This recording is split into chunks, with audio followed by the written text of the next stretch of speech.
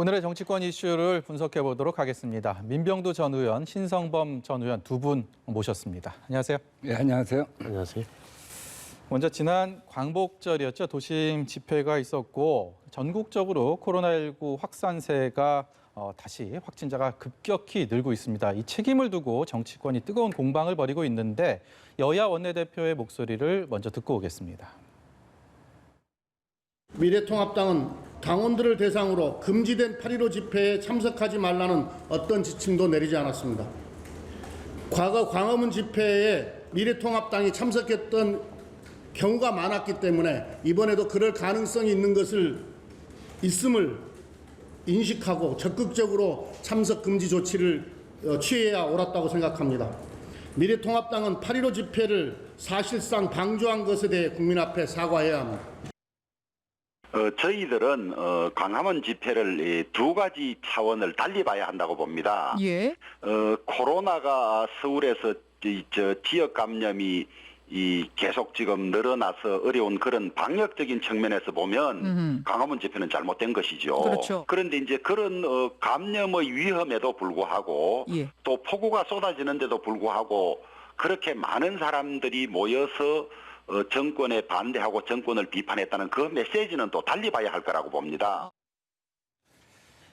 네, 보신 것처럼 김태년 민주당 원내대표 8.15 광화문 집회에 대해서 지금 통합당이 방조했다. 그렇기 때문에 지금 코로나19 확산세가 이렇게 전국적으로 이어지고 있다라고 책임을 물었습니다. 여기에 대해서 통합당에서는 주호영 원내대표 집회는 물론 잘못됐지만 그 모인 군중들이 한 얘기는 또 새겨 들어야 된다. 또 이렇게 맞받아치는 그런 정치권의 양상을 보이고 있습니다. 민병두 전 의원 이 상황에 대해서 이 정치권의 책임 공방 어떻게 보셨습니까? 아마 자막 뉴스를 통해서 보셨겠지만 전 군부대에 장병들 2주간 휴가를 금지했습니다. 네. 왜 휴가를 금지했겠습니까? 장병들이 외부로부터 감염되어 들어와서 그게 부대에 퍼지면 심각한 국방력에 상처가 생기기 때문에 그렇지 않겠습니까? 예. 미국의 항공모함도 바이러스 때문에 멈춰선 일이 있습니다. 이처럼 이 바이러스는 사실은 다른 어떤 것보다 무서운 거예요. 경제 또 안보 모든 거에 심각한 사안이라고 할 수가 있습니다. 네.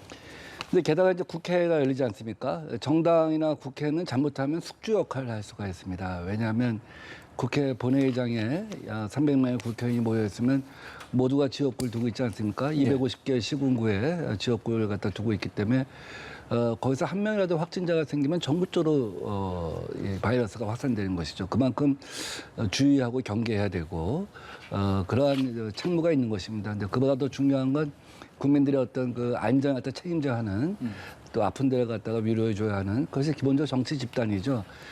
이런 일에 있어서는 그 회색지대가 없습니다. 시민의 편에 설 거냐, 시민의 안전을 위해 설 것이냐, 아니면 바이러스 편에 설 것이냐 하는 분명한 질문을 하고 있는 겁니다. 그런데 통합당이 이 과정에서 사실은 뭐 지도부가 8월 15일 집회에 갈 수도 있는 거 아니냐 개인적으로는 이렇게 방조하는 발언 혹은 참석 유도 발언을 했다든지 혹은 전현직 의원 비중 있는 의원들이 더구만요. 그분들이 또 집회에 참석하고 이런 걸 보아서는 국민의 안전하고는 사실은 일정한 정도 선을 그은 무책임한 행동을 보일 수밖에 없기 때문에 지금 이 시점에서는 선택을 해야 한다고 봅니다. 시민의 편에 설 것이냐, 바이러스의 편에 설 것이냐. 물론 뭐 통합당에서도 바이러스의 편에 선다라고 하기에는 통합당 측에서는 반박을 세게 할 것 같은데 예. 신 의원께서는 지금 민 의원의 말씀도 그렇고요. 지금 여당의 대응 공세에 대해서는 어떤 입장을 보이시겠습니까? 우선 방역은 방역, 정치는 정치에서 다 구분을 좀 해야 될 게 이게 뒤섞여 있는데 예를 들어서 정광훈 목사의 경우 잘못한 거죠. 100% 잘못한 거죠.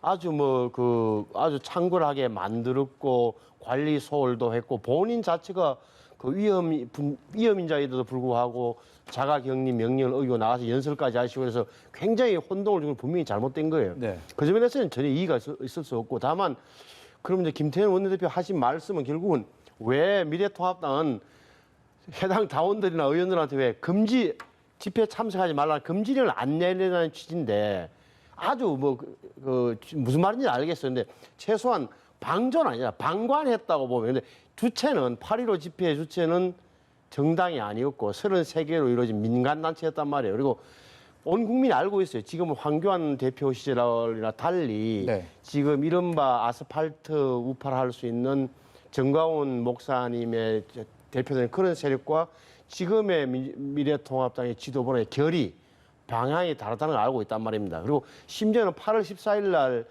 주최 측에서 집회 주최 측에서 광고를 냈는데 미래통합당에 적극적으로 참여해달라고 안간힘을 다해서 호소연하듯이 신문 광고를 냈는데도 불구하고 미래통합당이 조직적으로 결합하지는 않았거든요. 개인이 간 거니지만 그래서 그거는 야당의 책임을 묻기에는 좀 과하다는 생각이 들고 개인이 간 부분들도 어쨌든 그냥 현직 의원이기 때문에 네. 그 부분에 대한 평가도 조금 더 있어야 따로 되지 이제 않겠습니까? 지역구에서 있어줘야지. 홍모 의원 혼자 가셨는데 지역에서 올라온 분들이 이제 뭐 연락을 했겠죠. 그래 네. 가서 이제 10분간 만나더니 그 가신 게 조금 시간 타이밍이랑 안 맞은 건데 그거에서 개인적인 판단이 좀 있을 것 같고 또 하나 말씀드리면 조호영 원내대표 지적을 했지만 이게 그게 굉장히 이 정부에 대해서 불만을 갖고 있는 정책에 대한 불만, 그 부동산이 됐건 뭐가 됐건 그런 사람들이 주최 측 5만, 뭐 주최 측 주장이니까 적다 치더라도 적어도 10,000명 이상, 2, 3만 명이 모였을 텐데 비도 오고 코로나 걱정되는데도 불구하고 간 것은 그 목소리는 또 경청해야 되는 것도 사실이잖아요. 네. 지금 전광훈 목사 얘기를 자연스럽게 좀 이어가 보려고 하는데 여당에서는 민주당에서는 전광훈 목사와 통합당을 적어도 같은 선상에서 좀 놓고 보고 싶어하는 것 같고요. 그리고 통합당은 여기에 대해서 선긋기에 나섰습니다. 지금 이 전광훈 목사를 둘러싼 책임론에 대해서는 정치권의 이런 제각각의 목소리는 어떻게 보고 계십니까?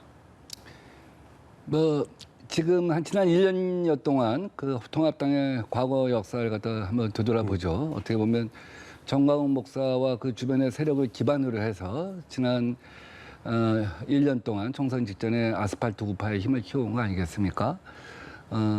어떻게 보면 전광훈 목사가 저렇게 정치적으로 성장하게 된 데에는 통합당의 어떤 그 도움이 암묵적인 도움이 있지 않나. 또 예. 어떤 경우는 실제로 전 당원이 또 당 지도부가 함께 나가서 지지한 적도 있었죠. 그래서 지금에 와서 절연을 선포한다고 한다면 보다 확실해야 할 것 같습니다.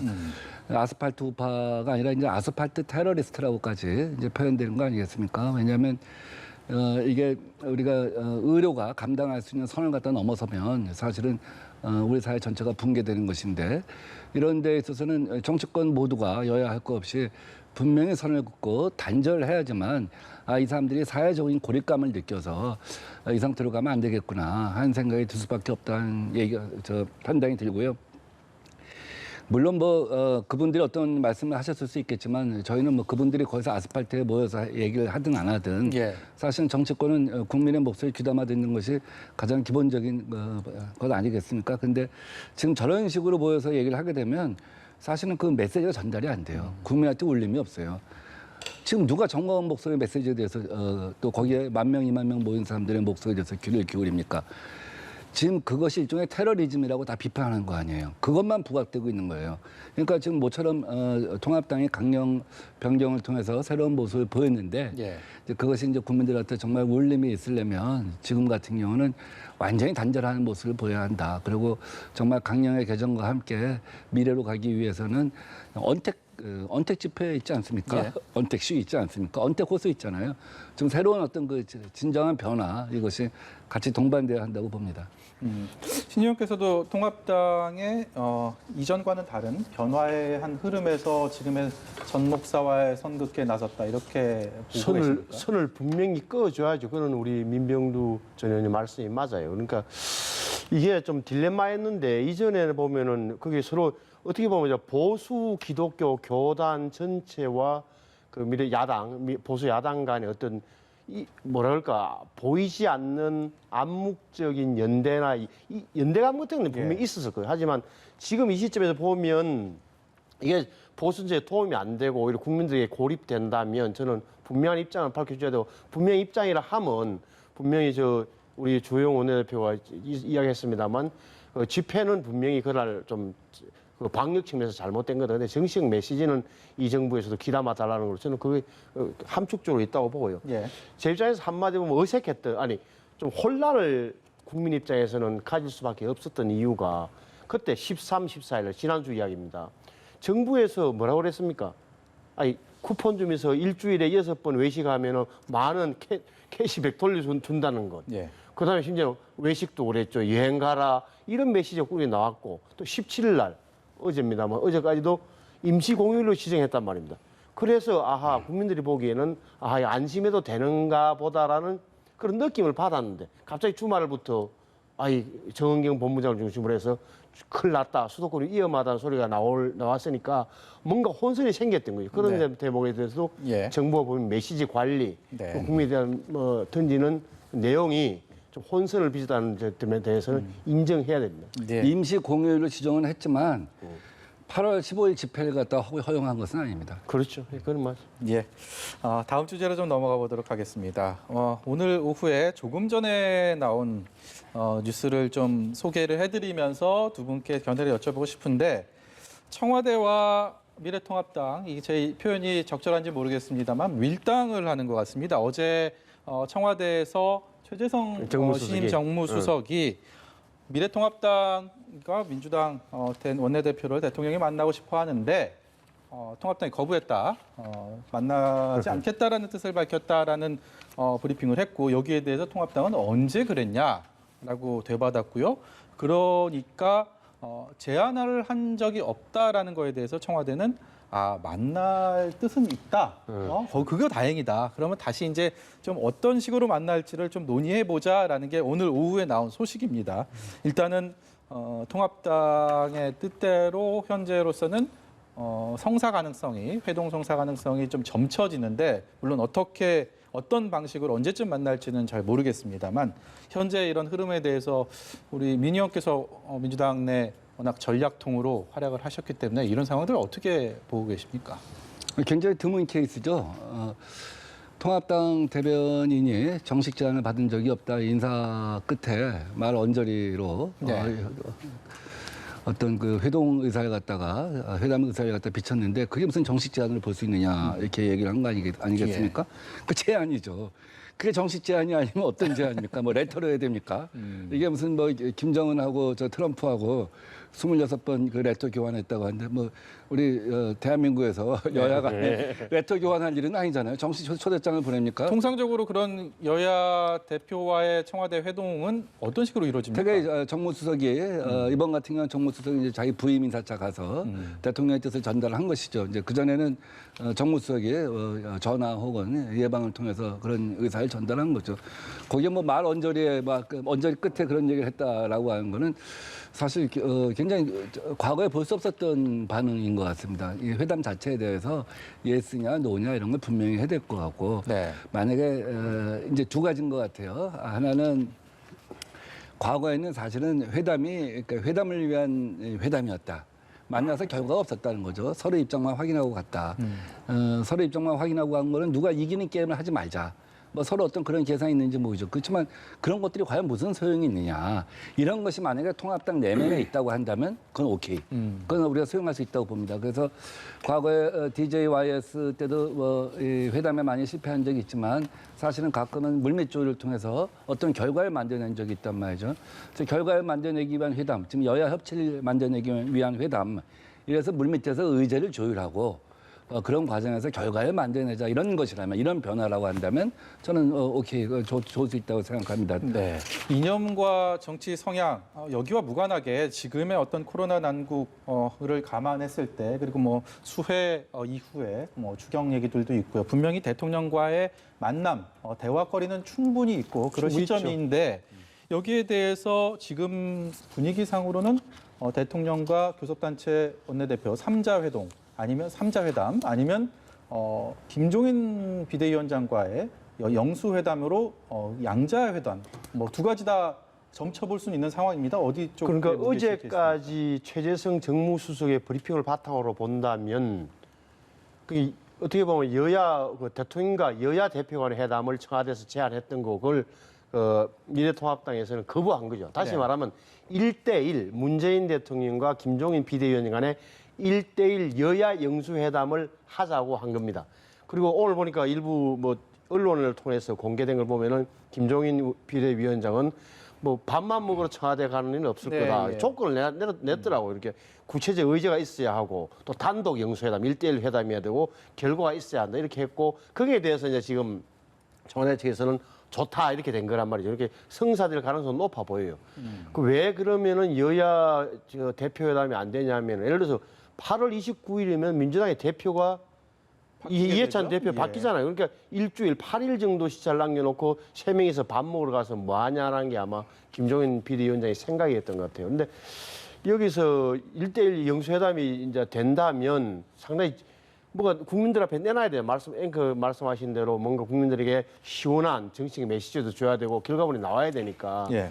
뭘 할 수 있을까 고민이 되는데 지난번에 보면은 김종인 위원장이 야당으로서는 어떻게 보면은 4차 추경, 수회 추경하자 그랬는데 정부에서는 오히려 예비비가 남아 있으니 추경 안 해도 됩니다. 이렇게 했단 말이죠. 제가 볼 때는 그런 거는 좀 여야 간에 영수회담을 통해서 좀 매듭을 지어야 될 것 같고 또 하나는 문재인 대통령과 김종인 위원장 간에 어쨌든 사적 관계, 인적 관계 있잖아요. 2016년 4월 총선 때 민주당의 비대위원장으로서 공천을 좌지우지 주도했고 그다음으로 또 헤어진 케이스인데 이런 게 어떻게 보면 관찰자 입장에서는 눈여겨봐야 될 대목이죠. 여야가 앞으로 잘 갈 거냐, 계속 대결 국면으로 갈 것이냐가 아마 이 진행되는 영수회담에서 어느 정도 분위기가 반영될 것 같아요. 제가 한번 짧게 좀 보완을 할까요? 사실은 지금 방금 말씀하신 것처럼 그 여야 회담의 적기는 아닙니다. 이해찬 대표 임기 말 아닙니까? 예. 사실은 새 당대표가 누가 되든 그 당대표가 이제 선출된 다음에 함께 초청하는 방식으로 하는 게 좋지 않을까 하는 생각이 듭니다. 근데 왜 1대1 회담이 안 되냐 하면 사실 야당에서 바라는 거는 이 국회를 갖다 좀 정상적으로 돌려놓자. 여야 간에 협치를 하자. 뭐 이런 얘기 아니겠습니까? 또 청와대도 어떻게 보면은 4차 추경을 포함하여 여러 가지 정부를 운영하는 데 있어서 야당의 협조가 필요한데 그 야당의 협조를 갖다가 구하려면 또 여당이 함께 논의할 수밖에 없는 거 아니겠어요? 그래서 예. 지금까지 취해진 형식을 보면 DJYS 단독 회동을 빼놓고는 양 대통령 시절에 예. 그 경우를 제외하고는 제가 볼 때는 정당 대표와 다 함께 모여서 회담을 하고 한 10분이나 30분 별도 회담을 갖는 방식 이런 식으로 추진해온 것이 관례라고 봅니다. 또 한 가지 지금 김종인 위원장도 그렇고요. 통합당에서 청와대의 회담 제안에 대해서 일축하면서 이런 것들이 뭔가 당의 공식적인 입장이라기보다는 일부 언론과의 인터뷰를 통해서 알려졌는데 청와대에서 하루 만에 바로 거기에 대한 화답을 했단 말이죠. 이런 네. 빠른 빠르죠. 상황들도 청와대- 조금 이례적인 것 같아요. 이례적이죠. 그만큼 청와대의 입장에서는 조금 청와대 입장이 좀 급한 거죠. 쉽게 이야기하면 아주 쉽게 이야기하면 그 청와대가 그만큼 지금 좀 많이 꼬여 있으니까 이것을 또 야당 대표를 어찌됐건 형식이 나중에 뭐 정리되겠습니다만 만나서 협조를 구하고 잘 가는 분위기를 만들어내고 싶어하는 그런 시간적인 지점이 있는 거고 예. 욕구도 많고 하니까 제가 볼 때는 청와대가 더 마음이 급해진 거예요. 그래서 좀 성사될 가능성이 저는 좀 높아진 거라고 봐요. 저는. 네. 민현께서 포용력 협치 뭐 이런 것에 대해서 이제 국민들이 이제 일정한 정도 의문을 제기해온 것이 최근 여론조사 흐름 아니겠습니까?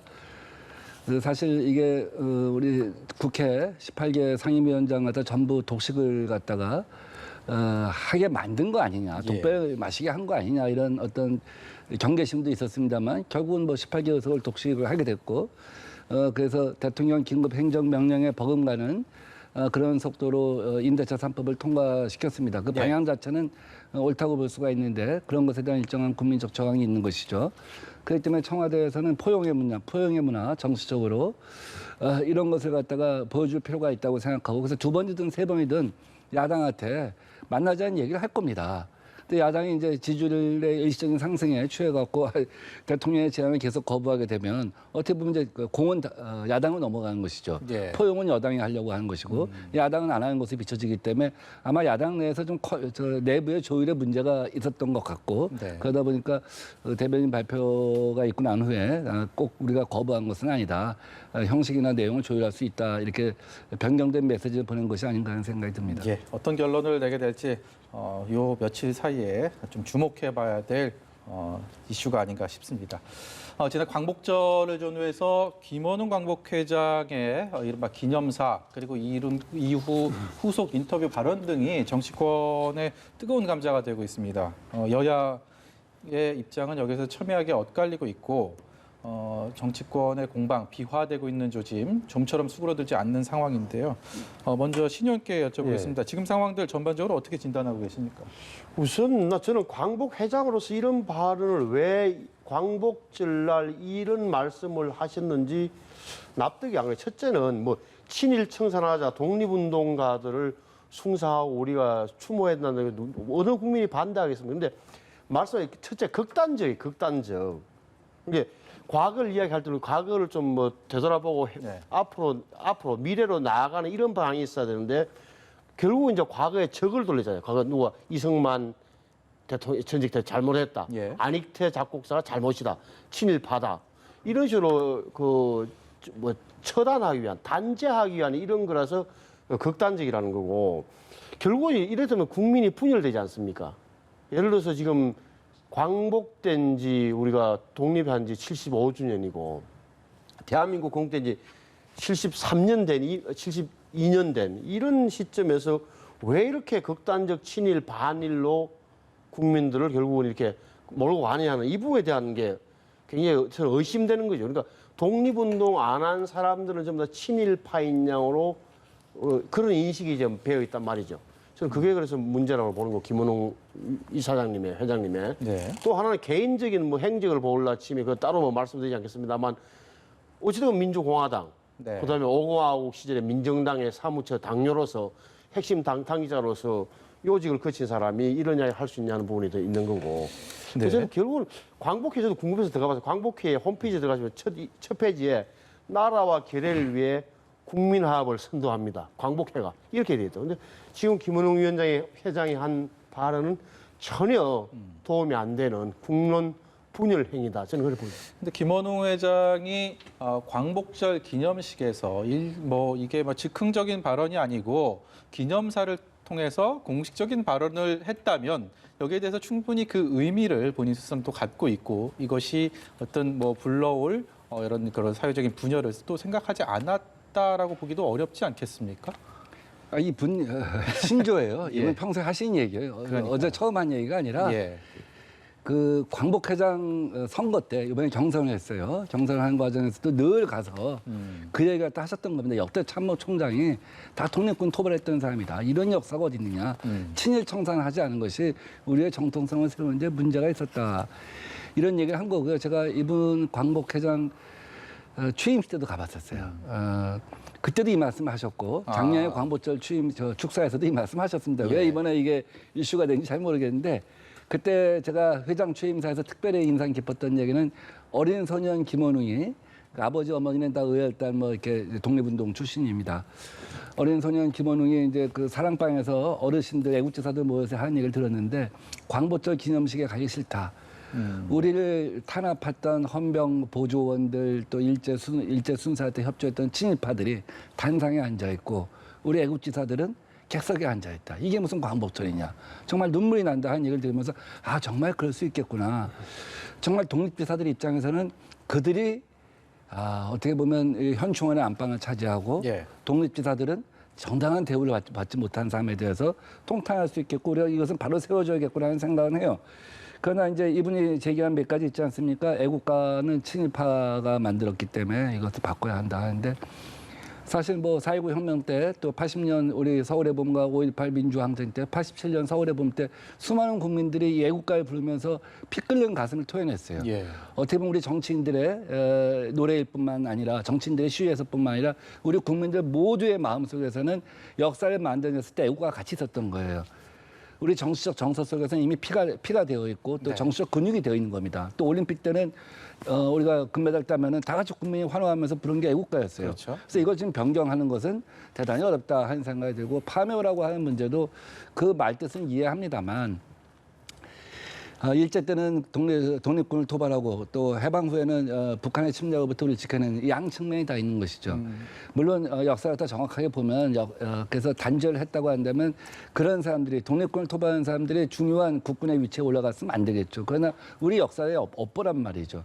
지금 이것을 다 되돌린다고 한다면 굉장히 어려운 문제가 생긴 거죠. 그럼 나아가서 이제 박정희 대통령도 친일파 아니었냐. 이제 그런 문제가 생길 것이고 파묘하자는 얘기가 생길 것이고 또 나아가서 이제 전두환 노태우에 대해서는 뭐 사실은 국민적 합의가 되어 있는 문제입니다. 법적인 문제가 남아있지만 국민적 합의가 있기 때문에 그 심사를 할 때 국립묘지 안장은 아마 어려울 것이라고 보는데 어쨌든 박정희 대통령 문제를 포함해 굉장히 사회적으로 이슈가 화라산 같은 문제이기 때문에 저는 과거의 어떤 잘못된 점은 지적은 하되 현실은 현실로서 인정할 수밖에 없지 않냐 하는 생각을 갖고 있습니다. 이 문제에 매듭을 짓는 데 있어서 민 의원께서 비교적 굉장히 공정한 잣대로 합리적으로 말씀을 하시려고 노력하는 것으로 저도 그렇게 들었습니다. 그러니까 애국가 문제는 정말 75년 이상을 동해물과 백두산이 외쳐온 우리 국민 입장에서는 저게 무슨 소리냐. 예. 그 안익태 작사께서 친일인지 아닌지는 잘 모르겠으나 이걸 예. 어떻게 하냐가 이런 거고 또 하나는 뭐 이승만 전 대통령에 대해 초대 대통령에 대해서 뭐 그러니까 대통령 안 붙이고 그 흔한 박사도 안 붙이고 이승만 예, 하시는데 그때 그렇게 어떻게 보면 우리의 저 정통성에 근거를 할 수 있는 초대 제1공화국의 창설, 대한민국 수립 자체를 부정하는 거냐 도대체 그때 시기가 예. 어찌됐건 북한에서는 소련의 지원을 받는 조선민주주의인민공화국이 성립됐고 남한에서는 어찌됐건 이승만 정부가 미국 군부의 하지 정부의 도움으로 어떻게 된 건데 그러면은 이승만을 인정하지 않으면은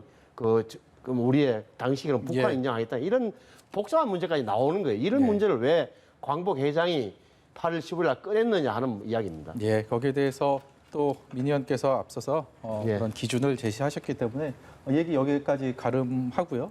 두 분 말씀도 여기까지 듣도록 하겠습니다. 지금까지 민병두 전 의원, 신성범 전 의원 두 분의 말씀이었습니다. 고맙습니다.